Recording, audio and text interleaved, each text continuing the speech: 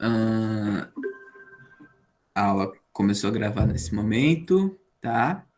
Basicamente, a aula de hoje é uma revisão de alguns assuntos que já foram tratados anteriormente, tá? Só que aí a gente vai entrar em alguns detalhes a mais, tá? Eu vou tentar ser mais rápido em alguns assuntos que a gente já trabalhou, tá? E aí depois demorar um pouquinho nos detalhes, certo?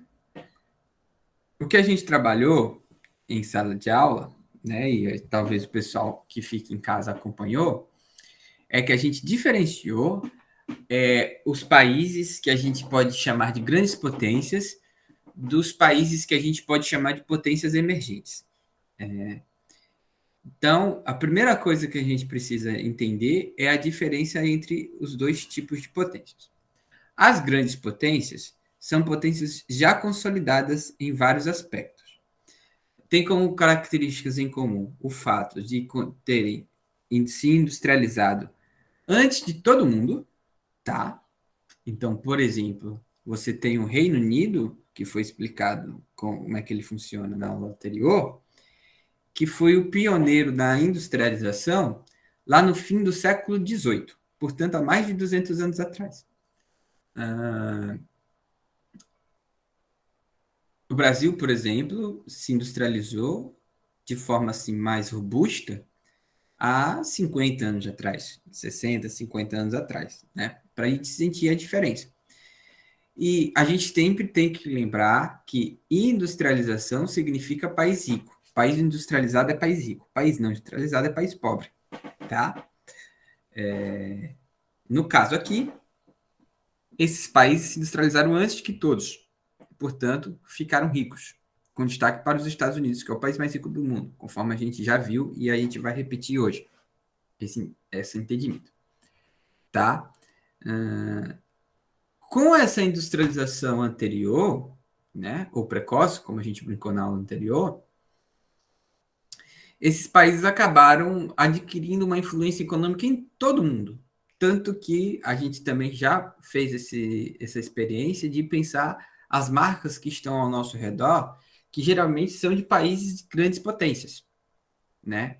E a gente percebeu, por exemplo, o quanto grandes marcas que a gente conhece são americanas, são francesas, japonesas e por aí vai, né? E aí é simples a gente perceber essa diferença. A gente facilmente encontra um produto americano no Brasil. Mas de outro modo, de outro lado, é muito difícil encontrar um produto brasileiro nos Estados Unidos, né? Isso a questão das multinacionais presentes em todo o mundo exemplifica o potencial econômico desses países, né? E a influência que eles têm em todo mundo na questão econômica e também na questão militar. São países todos estes são países fortes militarmente. Destaque para os Estados Unidos, Japão, Estados Unidos e Reino Unido, né? Que sempre lideram conflitos em que precisam ser resolvidos. Então, por exemplo, os Estados Unidos está bastante presente no Oriente Médio, né? São países com potencial militar interessante.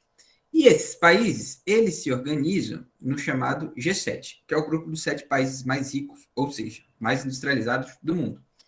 Hoje, a gente vai focar em Estados Unidos, Alemanha, França, Reino Unido e Japão, né?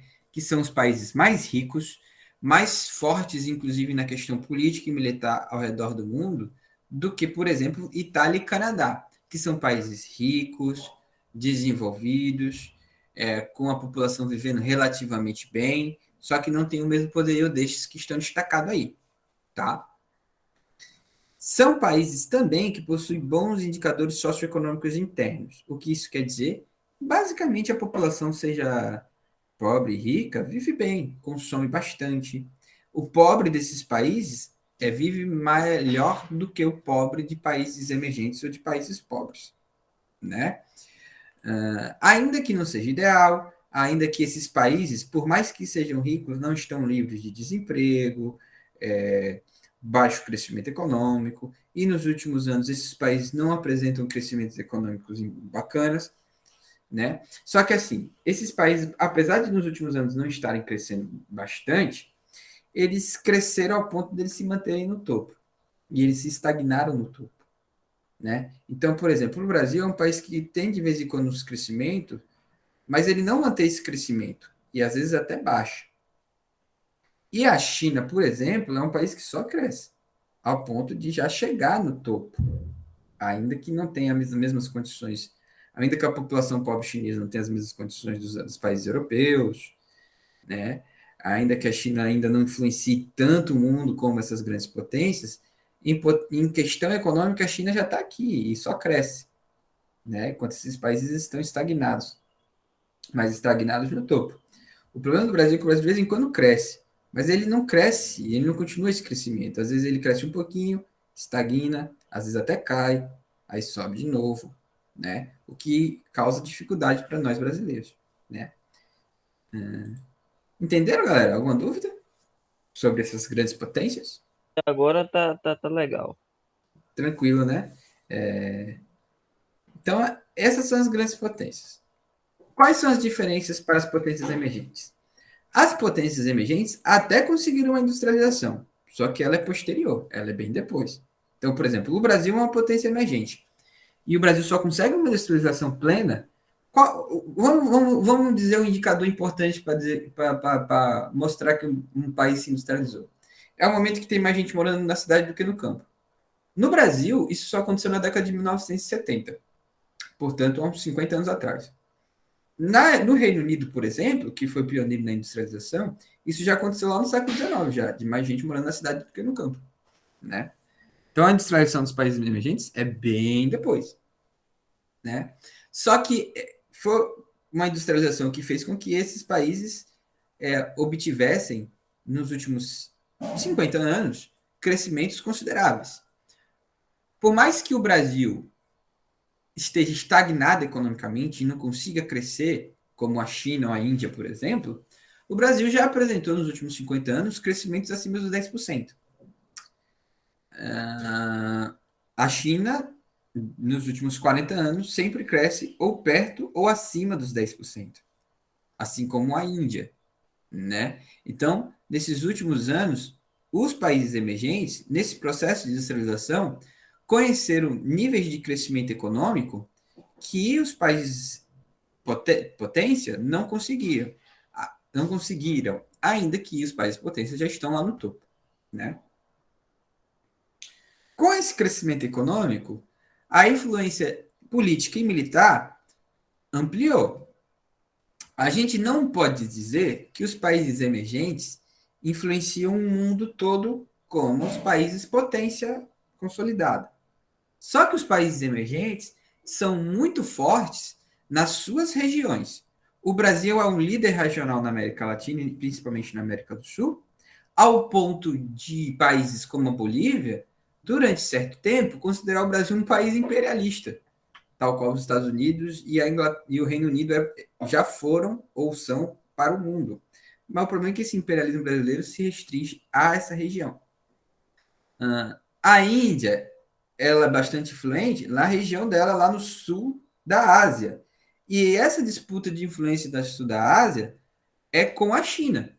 Por exemplo, Índia e China estão aqui no mesmo grupo porque são potências emergentes. Mas eles não se bicam 100%, não. A Índia e a China têm uma certa rivalidade. Tanto que, agora que Estados Unidos e Reino Unido se uniram para controlar a China no sul da Ásia, a Índia apoiou, né? Só que, repare, esses países emergentes, eles são potências apenas nas suas regiões. O Brasil até tentou, nos últimos 20 anos, aumentar uma influência na África, principalmente nos países da África que falam português. No entanto, essa influência meio que foi interrompida nos últimos anos, né? Muito por causa de questões ideológicas, porque essa influência aumentou muito nos governos do Fernando Henrique Cardoso e os governos petistas. E aí o governo Temer, e principalmente o Bolsonaro, meio que não deixou de tentar essa influência na África por conta do seu alinhamento com os Estados Unidos, né? E aí você também tem a África do Sul, que é um país assim emergente, que se localiza na África e tenta ser uma liderança ali no sul da África. Então a diferença, repetindo, para os países potência, é que esses conseguem ter uma certa influência no mundo todo.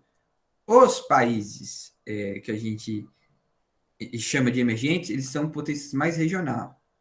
Ainda que a China, por exemplo, hoje já está abrindo as asinhas para ter uma influência mundial. A China, por exemplo, comercializa bastante com o Brasil. A China está investindo pesado na África, inclusive em obras de infraestrutura. Mas a China ainda está tentando ampliar essa influência mundial, né? Os produtos chineses já estão começando a chegar, e não os produtos que a gente popularmente chama do Paraguai, né? Produto bom mesmo, celular bom, carro bom, né? Que é os carros da Chery são bons, os celulares da Xiaomi, ou Xiaomi, não sei como é que fala, são produtos chineses bons, né? Isso demonstra o quanto a China está começando a tentar ter uma influência mundial. Aí, esses países, eles se reúnem em um bloco, chamado BRICS. BRICS é de Brasil, Rússia, Índia, China e South Africa, que significa África do Sul em inglês. É por isso que é o S ao invés do A. E aí, esse grupo chamado de BRICS. O G7, que é o grupo dos países grande potência, eles frequentemente se reúnem para falar assim, olha, nós somos potência, nós somos top. Como é que a gente vai fazer para manter ou até ampliar nossa potência no mundo? Já a gente tem que pensar junto. Potência tem que pensar junto com potência. É aquele negócio daqueles caras, esses caras chatos de alta ajuda, fica falando, águia só anda com águia, né? Rato só anda com rato, né? No sentido de falar que você tem que ter boa companhia para crescer, não sei o quê. Eu acho uma bobice essa, mas enfim. Mas é parecido. Então, o G7 fala assim, ó, top só anda com top. E vai fazer as coisas para valorizar os top. Tipo, rico só anda com rico. E você vai fazer coisa para rico, né? Os emergentes falaram parecido, no sentido de nós estamos ficando top. A gente tem que apoiar os que estão ficando top, porque os que já são top não vai meio que apoiar muita gente, porque ele só quer apoiar quem são os top. E aí os tops reúnem no G7, os mais ou menos top no BRICS, né? E aí os BRICS, os países do BRICS, eles começaram a ter uma melhoria tímida na vida do seu povo.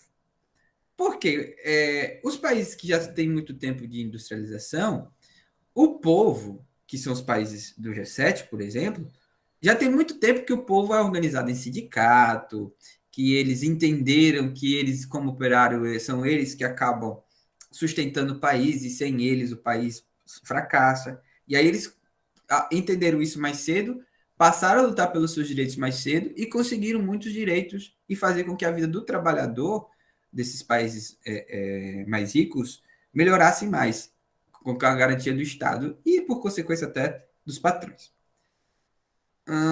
Isso não era muito perceptível nesses países emergentes.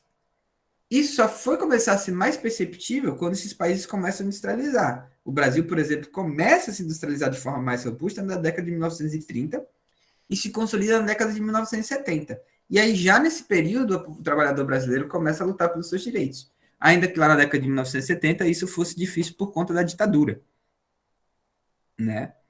E da mesma coisa acontece em outros países, e isso faz com que, fora os direitos, mais emprego, salários melhores, que a vida das pessoas nesses países tivesse conhecido uma melhoradazinha, mas uma melhoradazinha bem pouquinha, que quando vem crises econômicas, essas melhoras se perdem.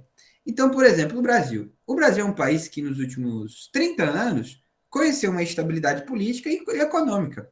O Brasil teve coisas como o Plano Real, né, que estabilizou a economia. Depois veio o aumento do preço dos commodities, que é basicamente a matéria-prima. E aí o Brasil fornece muita matéria-prima. E aí isso foi bem utilizado pelos governos petistas, fazendo com que a economia tivesse alguns pontos positivos naquela época, e por aí vai. E isso meio que melhorou a vida da população brasileira em geral, né? Só que aí veio a crise econômica e política a partir de 2013, e aí meio que todas essas conquistas estão se perdendo. E aí está aumentando o desemprego, está aumentando a fome, coisa que o brasileiro não tinha esse problema. Nos últimos, não estava desacostumando com esses problemas, vamos dizer assim. Né? Isso mostra o quê? Que apesar de haver uma melhoria na vida desse povo nos últimos anos, o Brasil é um exemplo, mas a gente pode aplicar nos outros países, essas melhorias, quando vem uma crise, elas se perdem rapidamente, né? Mas, assim, à vista que era antes, a vida do povo desses países melhorou muito quando esses países se tornaram países emergentes, tá? Alguma dúvida, comentário ou questão, gente? Tá sussa? Não. Tranquilo? Então vamos continuar.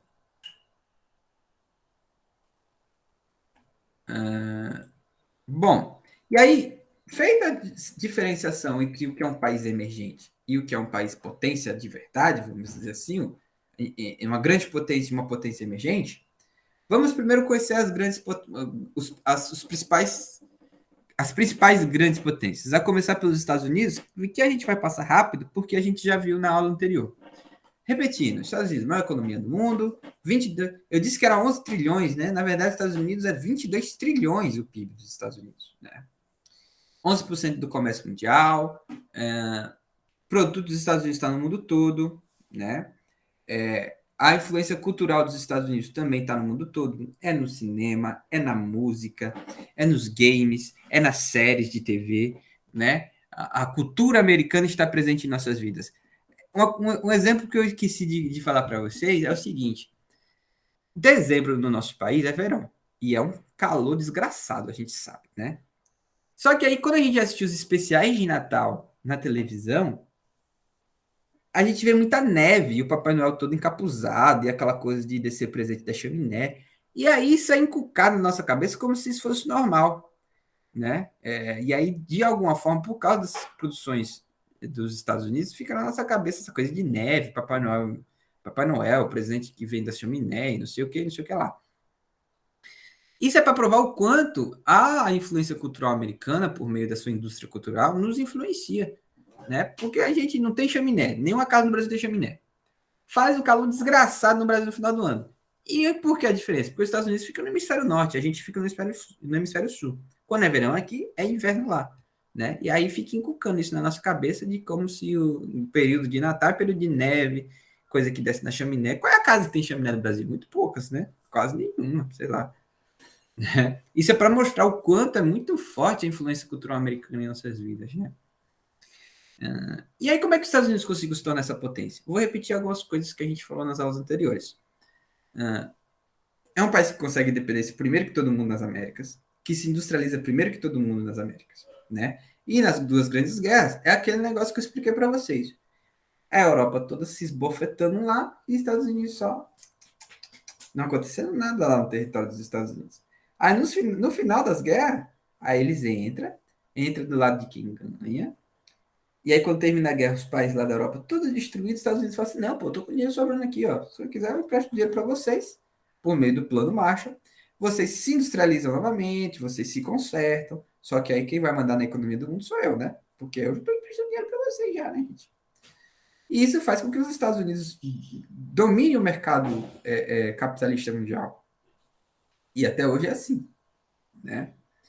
Fora que nos Estados Unidos tem muita gente para consumir. Consumo é quase como uma característica do povo americano, né?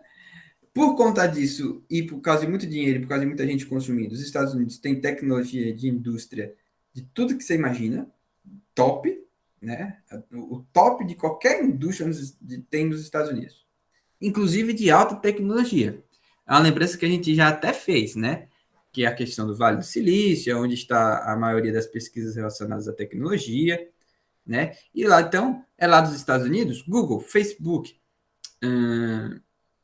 Então, o Facebook é o dono do Instagram, do Facebook, do WhatsApp. Amazon, Tesla, lá do Elon Musk, né? Aquele idiota lá, do Elon Musk.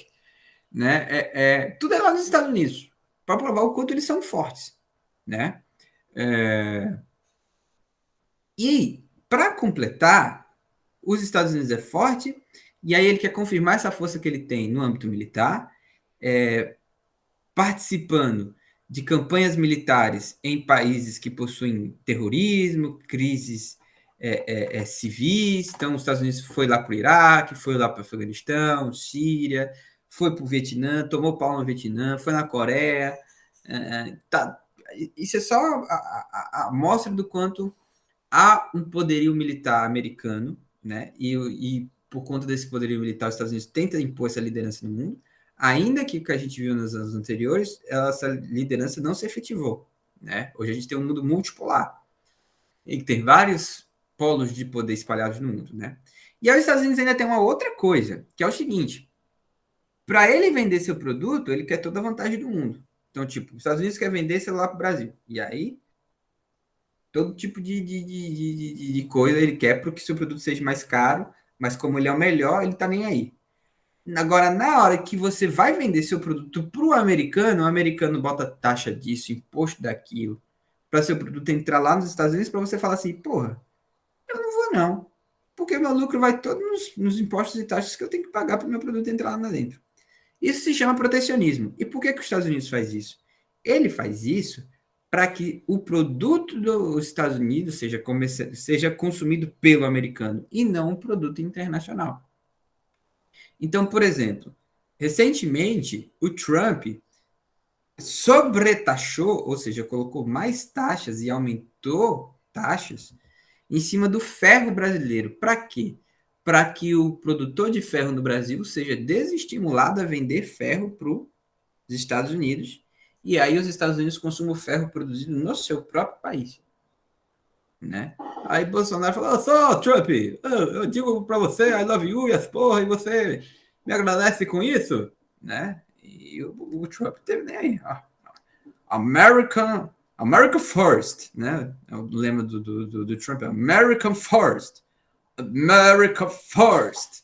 No sentido de América primeiro, o resto. E os Estados Unidos são egocêntricos, né? Eles se acham os bambamã, nós somos os americanos, né? Quer dizer, a gente não é na América, né, porra? E por que eles são os americanos, né?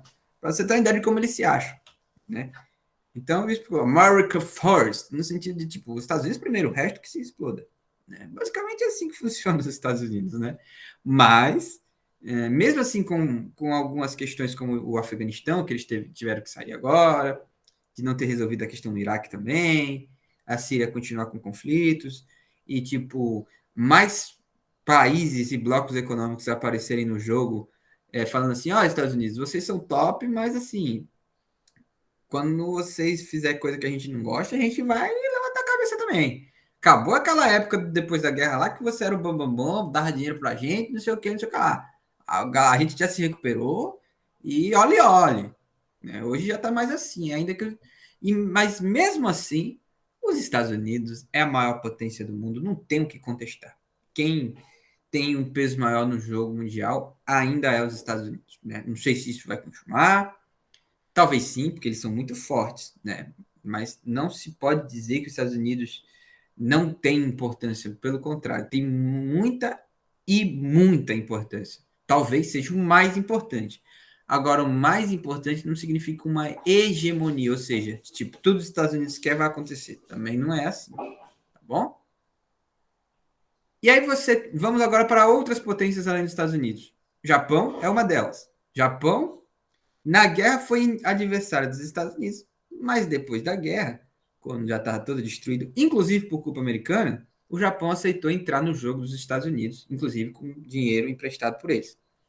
E aí, esse dinheiro, o Japão investiu em educação. E aí, educação para fazer com que o seu povo fique top, e isso, quando você investe em educação, com certeza lá na frente, isso vai resultar em grana, riqueza de país. Isso aconteceu no Japão. O Japão investiu bastante em educação, seu povo ficou qualificado, e povo qualificado é um povo que produz mais e melhor. Uma das consequências disso foi que o Japão teve um crescimento econômico grande e que acabou se tornando um país top na questão de alta tecnologia, né? Ainda que essa educação do Japão é bastante rígida, promove muita depressão, tem todos esses casos, né, de se cobrar demais. E também, de início, o Japão espremia o trabalhador, no sentido de tipo, pagar pouco, menos direito, para ter mais lucro, né? Aí, quando conseguiu o lucro, o Japão se tornou um país top economicamente, aí que os trabalhadores falaram, agora aí não, né? Bora ver aí, melhorar a nossa vida e tal. E aí melhorou, né? Então, todo esse cenário de educação boa, legislação trabalhista um pouco pesada, e investimento em alta tecnologia, resultou que o Japão se tornasse um país rico, sendo nada mais, nada menos que a terceira maior economia do mundo, só atrás dos Estados Unidos e da China, né? E aí os caras se destacaram bastante em tecnologia. Década de 80, 90, eletroeletrônica era tudo do Japão. Videogame, por exemplo. Videogame é tudo do Japão. Nintendo, Sega, né? Depois que veio a Sony investindo com PlayStation e o Microsoft com o Xbox. Mas década de 90, o líder de videogame era Nintendo. Nintendo e o Sega. Nintendo e Sega. Que era lá no Japão. Né? A gente percebeu quanto o Japão é top. Né? E aí, quando você sai na rua, você vai ver carro da Toyota, carro e moto da Honda, moto da Yamaha, moto da Suzuki, né? Toyota, para você ver que, tipo, a economia deles cresceram muito ao ponto deles dominar o mercado mundial também em vários produtos de consumo, né? E todo esse crescimento econômico que o Japão conheceu nessa segunda metade do século XX fez com que o povo lá começasse a viver bem. Isso fez com que o índice de desenvolvimento humano crescesse, a expectativa de vida crescesse. Então, o japonês vive muito, vive acima dos 80, 85, 86. Agora que a gente chegou nos 70 e pouco, né? De expectativa de vida. Só que aí, do século XXI, o Japão vai ter que enfrentar alguns desafios.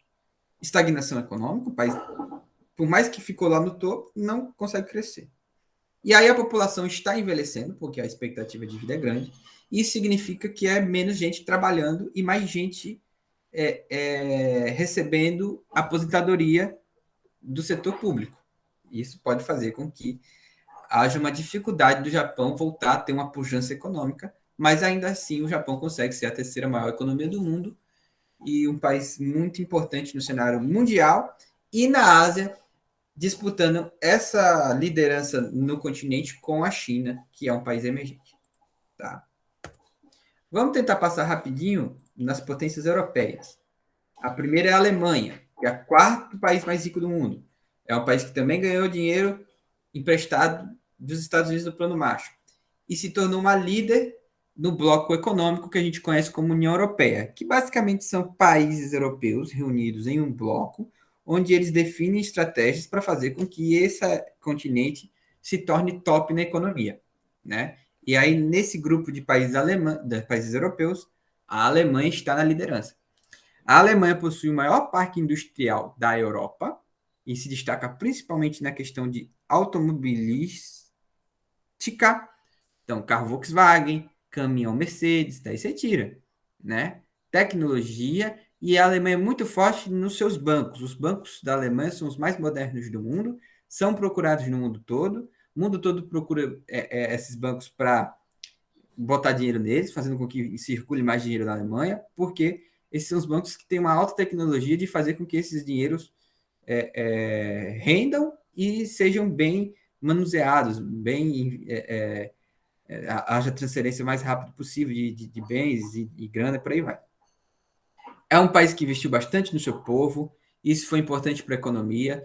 Quando você investe em saúde e educação, a sua economia melhora, né? Talvez seja essa explicação do porquê a gente ainda está numa situação não muito boa na questão econômica, né? Só que aí a Alemanha tem alguns problemas atuais. A sua população também envelhece, é um país também que não consegue crescer, estagnou no topo, e isso faz com que de vez em quando haja alguns períodos de desemprego no país. Isso pode ter, e isso está bastante ligado à questão imigratória. A Alemanha, nos últimos anos, abriu bastante suas portas para cidadãos de outros locais do mundo que procuram refúgio nesse país. Isso é bom no sentido de como a população está envelhecendo, é mais gente para ocupar os cargos que antes eram dos idosos. Isso pode ser ruim no momento de desemprego, porque o alemão de origem pode falar assim: pessoal está vindo de fora, está tomando nosso emprego. E aí vai provocar xenofobia, racismo, que é algo que a gente não deseja em lugar nenhum. Para a gente ter uma ideia do aumento da importância dessa população imigratória que imigra na Alemanha, quando você assistia um jogo da seleção da Alemanha na década de 90, você só viu os lourão.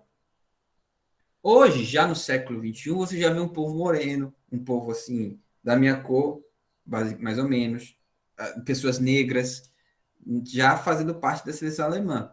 Então, você, por exemplo, tem um Ozil, um Khedira, um Asamoah Gyan. Não, Asamoah Gyan é ganês. Enfim, pessoas que já são de origem diferente, de origem islâmica, de outros locais, né? Mostrando o quanto a Alemanha já está se tornando um país diversificado etnicamente por causa da questão imigratória. Reino Unido, né? Isso aqui eu expliquei na aula passada, né, gente? Eu não vou perder muito, não vou ficar muito aqui. O que é o Reino Unido, né? É basicamente um país formado por 4 países. É um grande país, um grande reino formado por 4 países: Inglaterra, Escócia, País de Gales e Irlanda do Norte. O Reino Unido é a quinta maior economia do mundo, só que já foi a primeira, porque o Reino Unido foi o berço da Revolução Industrial e lá no século XIX era a maior economia do mundo. Porém, com as 2 grandes guerras, com algumas crises econômicas pesadas, né, com o aumento da concorrência por essa liderança pelos Estados Unidos, por exemplo, pela ascensão de outros países com tecnologia de ponta e com industrialização forte, aí o Reino Unido caiu para quinto lugar, com perdas, inclusive, também de colônias, né? E aí o Reino Unido perde, mas ainda é uma economia muito importante, a quinta maior, né? Só que, no século XIX, com a Revolução Industrial, o Reino Unido era top em tecnologia. E isso se perdeu no século XX, tá? É um país que sempre participou da União Europeia, que foi aquele bloco que eu expliquei anteriormente, com uma certa desconfiança, tipo, não sei se isso é bom para mim e tal, não sei o quê. Parte da população sempre desejou que o Reino Unido saísse da União Europeia, né? Principalmente os setores mais à direita, né? Mais conservadores. E aí começou uma campanha muito forte para que isso acontecesse. Campanha essa, inclusive, com algumas fake news, com algumas mentiras. Resultado, em 2016, foi feito um referendo para que a população decidisse se o Reino Unido ia sair ou ia continuar do Reino Unido. E aí a população resolveu sair do Reino Unido, no evento que ficou conhecido como Brexit, que significa BR de British, exit de saída. Basicamente a saída dos britânicos da União Europeia. Tá? Por fim, falando de grandes potências, que a gente ainda vai falar das potências emergentes, a gente tem a França, que é líder da União Europeia junto com a Alemanha. É a sétima maior economia do mundo. Tem um parque industrial gigante e produtos comercializados em todo o mundo. A gente lembrou nas aulas anteriores. Você tem a Citroën, você tem a Peugeot, Renault, cosméticos como L'Oréal, atacadistas como Carrefour, que tem principalmente nas grandes cidades brasileiras. Né? É um país que investiu na sua população, que tentou fazer uma combinação de economia pública e privada. É um país que ganha muito na questão cultural, aquela coisa de ter que visitar Paris, Torre Eiffel, não sei o quê, faz que tenha bastante rendimento a França. Investe bastante no setor cultural e educacional. As melhores universidades do mundo estão na França, né? Mas é um país que também vai ter que enfrentar o problema da imigração, no sentido de como receber, ou será que temos que receber imigrantes? E a questão da imigratória, de alguma forma, é uma situação complicada, porque aumenta as possibilidades de racismo, xenofobia. A França, por exemplo, recebe muitos refugiados e imigrantes das suas ex-colônias na África, e muitas dessas muçulmanas. Então, tem 2 problemas: o racismo relacionado à cor da pele e o racismo relacionado à questão religiosa, ou seja, a intolerância religiosa, a xenofobia.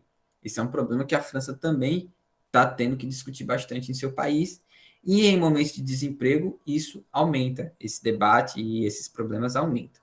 E a França também é um país que cresceu, está no topo, mas não consegue crescer mais e sofre com frequentes crises de desemprego, né? Ainda que não sejam tão graves como, por exemplo, na questão do Brasil, tá? Assim, pessoal, tá dando para acompanhar direitinho? Dá. Caso tenha algum problema, vocês vão lá e aí eu vou mandar o link da aula novamente para caso vocês queiram dar uma revisada, uma olhada em algum detalhe. Vamos para as emergentes, né? A começar pela China. A China é a emergente que cresce de verdade, né? Que cresce e só cresce, né? É um dos poucos países do mundo que obtém um crescimento e continua com esse crescimento econômico e está indo embora, né? Ao ponto de fazer com que a China se torne a segunda maior economia do mundo, só atrás dos Estados Unidos. Isso só passou a ser possível na década de 1980, quando o regime socialista do país abre sua economia para o mercado mundial. E isso fez com que a China crescesse, porque a China tem, se eu não me engano, mais de 2 bilhões de pessoas no seu território. Então tem gente pra caramba para consumir. Então o mundo todo passou a querer consumir com a China porque sabe que muita gente tem nesse país para consumir. Logo, muito investimento, muito consumo, o país ó, deu um boom econômico.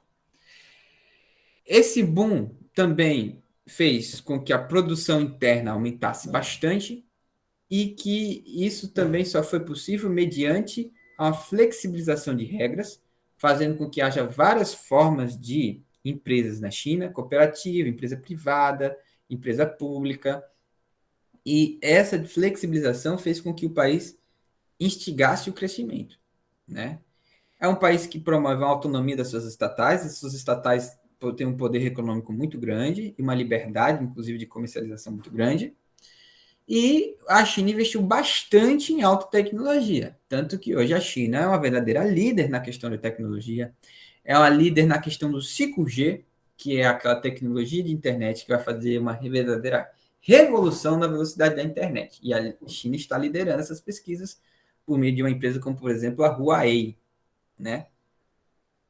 Quando a China cresce economicamente, ela começa a investir bastante no seu poderio militar e nas pesquisas espaciais também, né? Assim como ela aumenta bastante seu investimento no exterior, conforme eu já falei anteriormente, né? Com seus produtos aparecendo no mercado internacional com qualidade, né? Só que ainda assim a China tem que enfrentar alguns problemas. A China tem um regime político fechado, que a gente pode chamar de ditatorial, tá? Com um controle excessivo da população, que é prejudicial no sentido de que a população não pode exigir muita coisa. Ainda que a vida da população chinesa tenha melhorado muito nos últimos anos, depois desse crescimento econômico. Mas ainda assim há um problema que é a dificuldade que o povo tem de protestar em busca de mais melhores. É um país que tem uma desigualdade regional muito grande. Então, por exemplo, aqui no Brasil, você também tem uma desigualdade regional, no sentido que a gente ainda hoje vê o Sudeste crescendo muito economicamente e sendo forte economicamente, em detrimento do Norte e do Nordeste. Ainda que o Nordeste tenha melhorado nos últimos anos, mas ainda não é a mesma coisa que o Sudeste, né? A China acontece um negócio muito parecido. Lá na China tem a ZEE, que é a Zona Especial Econômica, que são locais na China, que são principalmente nas zonas de fronteira ao sul e também no litoral leste, né? Que são muito fortes economicamente, em comparação com o noroeste e norte da China, que é muito fraco economicamente, né? E no noroeste ainda tem um agravante de que há sérios indícios que há uma perseguição contra uma minoria étnica chamada uigur, né? Fora que, para conseguir essa pujança econômica, a China teve que dilapidar o seu meio ambiente, né? Fazendo que hoje a China seja um dos países mais poluídos do mundo e que ela sofra problema com isso, Só que a China, durante muito tempo, não quis cuidar da questão ambiental. Agora, depois de muita pressão, que o regime está começando a tomar cuidado pela questão ambiental, tá? Você tem a Rússia também, importante nesse cenário, que é a 11ª maior economia do mundo. A Rússia é herdeira do Império Russo e da União Soviética, né, que é aquele país comunista que existiu no século XX rivalizando com os Estados Unidos. Isso é importante frisar porque o Império Russo tinha dimensões territoriais imensas, né, fazendo com que haja muita riqueza natural, e a União Soviética industrializou bastante o seu país para tentar rivalizar com os Estados Unidos, né? E teve alguns períodos que a União Soviética obteve um crescimento econômico interessante. Então, a Rússia tem um passado de poderio, né? Só que esse passado de poderio, de alguma forma, conheceu um baque com a crise da União Soviética, que pôs fim à União Soviética, e aí a Rússia teve que se reorganizar, né, em um país capitalista, a partir de 1991, né? E para tentar assumir uma posição de destaque na economia mundial, a Rússia tem como um trunfo ser um território de bastante riqueza mineral, principalmente petróleo e gás natural. Então, isso faz com que haja uma industrialização, né? Que a Rússia tivesse crescido muito nos últimos anos, né? Recuperando o tempo que perdeu com a crise do socialismo, né? Só que, assim, no período da União Soviética, o investimento em saúde, educação, previdência, né? Enfim, na vida do trabalhador russo era bom, né? Isso não se pode negar. Apesar da piora com a crise do regime lá na década de 1980. Quando a Rússia adotou o capitalismo e teve que adotar políticas neoliberais, essas coisas que serviam à população meio que foram tiradas, com a esperança de que o aumento da produção econômica fizesse com que esse povo tivesse um consumo ao ponto de não precisar tanto do Estado para a sua sobrevivência.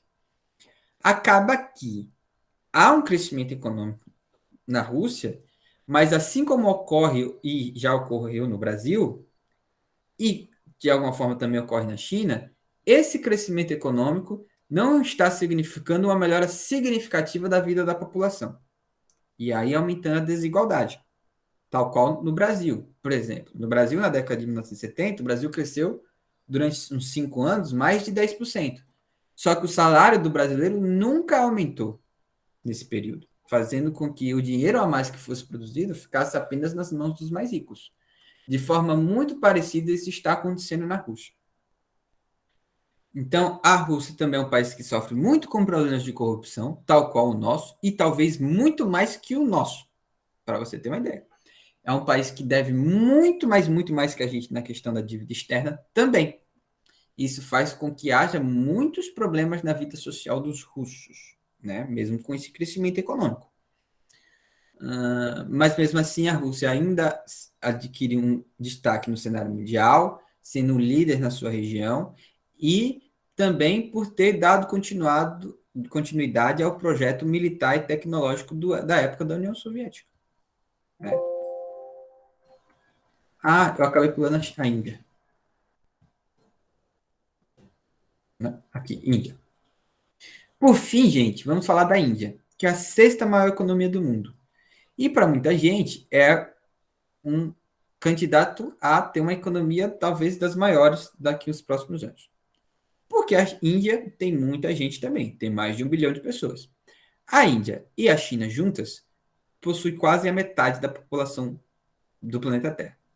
Isso faz com que esse país tenha muito, mas muita gente para consumir, o que faz com que haja atração de investimentos externos, principalmente pelo fato de que, ali na década de 1990, eles adotaram medidas neoliberais, tirando a possibilidade de direitos e de melhora da vida do povo patrocinada pelo Estado, atraindo investimentos de países como o Japão, né, e Estados Unidos.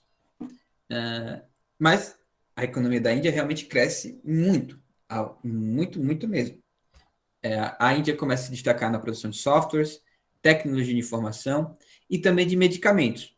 O maior escândalo de corrupção no Brasil atual é a questão das vacinas. Eram vacinas indianas. Isso não é por acaso. A Índia investe bastante na questão de medicamento. E o medicamento e outros produtos fazem com que o parque industrial indiano cresça muito, que a economia indiana cresça bastante. No entanto, isso também não está significando melhoria da população, na vida da população. A Índia sofre com índices de desigualdade social gigantes, né? Esse período de bonança desses países emergentes significou aumento do consumo, aumento da possibilidade das pessoas comprarem, diminuição do preço de produtos, né? E por aí vai. Só que isso não está sendo suficiente para a melhoria total do povo. Ainda há pouco investimento em educação, saúde, ainda que houve melhora nos últimos anos. Mas quando vem crises econômicas e crises sanitárias como essa, essas situações acabam mostrando o quanto esses países ainda não estão servindo o povo da sua melhor maneira. O exemplo é a Índia, que se não fosse a subnotificação, com certeza a Índia seria o país com maior número de mortes por Covid-19. E a gente pode dizer que, não oficialmente, mas pelo que a gente observa, as notícias que a gente ouve, a Índia é o país que mais sofreu com a Covid-19, com um número muito maior de mortos e internados. O problema é que houve subnotificação, né? Mas assim, o cenário da Covid na Índia foi desesperador, de gente jogando o corpo dos seus queridos mortos nos rios, né? Gente incinerando em praça pública vários corpos que tinham morrido com Covid-19, porque não teve atendimento médico, porque os médicos, os hospitais estavam lotados, ou seja, o Estado não está conseguindo servir a população, mesmo com o país crescendo bastante, né? Então, a Índia é um país que cresce muito, mas que sua população continua pobre, né? E isso é um problema que a gente pode dizer até comum desses países emergentes, tá? Que apesar desse crescimento muito grande, e apesar de uma tímida melhora na vida de seu povo, essa melhora não é o suficiente para ter uma vida plena de qualidade dessa população. E aí, quando vem uma crise econômica, aí é que essa melhora não consegue ser consolidada, vamos dizer assim, né? Alguma dúvida, galera? Não.